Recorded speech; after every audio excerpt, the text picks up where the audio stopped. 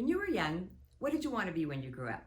A doctor, an astronaut, a ballerina? For me, I wanted to be a writer. I loved books. I was super shy and I spent all my time in my room or in the backyard reading books. Although I also considered maybe a librarian or one of those ladies that sits in the booth at a Fotomat, which I'm sure you're far too young to know what that even is. It's where you would literally drive up and drop off your film for your camera and then a few days later go and pick it back up. But anyway, mostly I wanted to be a writer. But life and my mother actually had other plans for me. And I went to school and got my degree at the Fashion Institute. I was a model for a time. I did the whole beauty pageant thing. I wound up then also being a makeup artist and an interior designer as I got older. All wonderful things. But in the back of my mind, I thought, my passion though, I think really is to be a writer.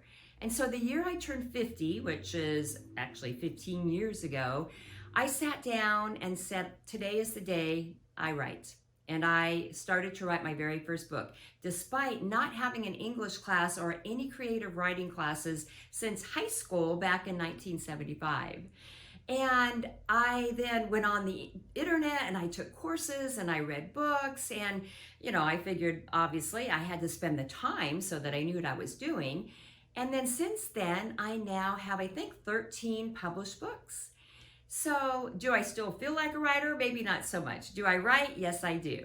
But my point to you is it is never too late to discover your passion and to fulfill that burning desire within you to be creative.